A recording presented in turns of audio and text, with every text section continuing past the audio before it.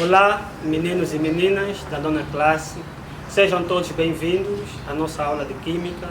Na aula de hoje vamos falar sobre o número de moles e constante de Avogadro. Mas, primeiramente, vou apresentar-vos o conceito de mole. O que seria mole? É bem verdade que no nosso cotidiano compramos, vendemos e contamos coisas indicando a sua massa, como por exemplo 1 kg de açúcar, ou o seu volume, 1 litro de leite, ou o seu número de unidade.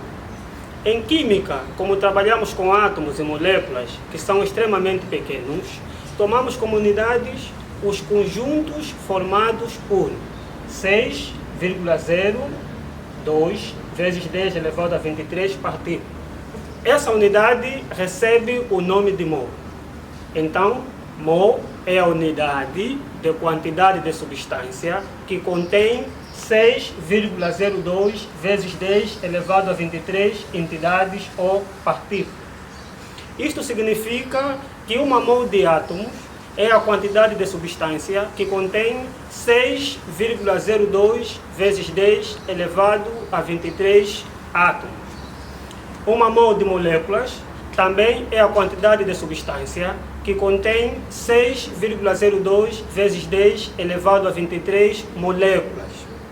Uma mol de fórmulas é a quantidade de substância que contém 6,02 vezes 10 elevado a 23 fórmulas.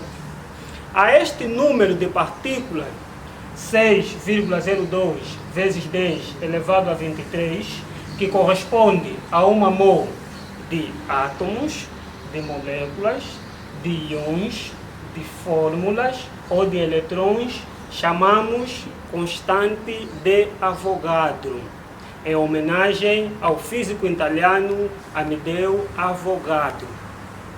Até aqui, meus queridos alunos, vimos o que é mole e o que é a constante de Avogadro. Agora, vamos falar sobre número de moles.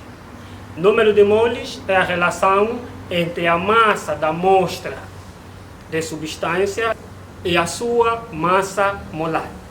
Matematicamente temos número de mol é igual a massa a dividir pela sua massa molar, onde a unidade da massa é grama, da massa molar é grama por mol e do número de mol é mol.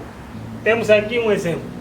Calcula quantas moles de cloreto de sódio existem em 100 gramas dessa substância. Para resolvermos este exercício, devemos seguir alguns passos.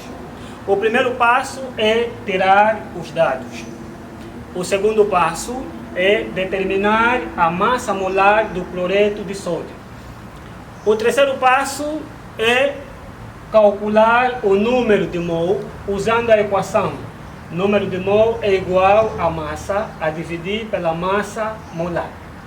E o quarto passo é a resolução, onde o número de mol será igual a 100 gramas a dividir por 58,5 gramas por mol. Até aqui, meus queridos alunos, vimos o que são números de mol, o que é a constante de Avogadro e resolvemos um exercício. Espero que tenham percebido a aula. Até a próxima.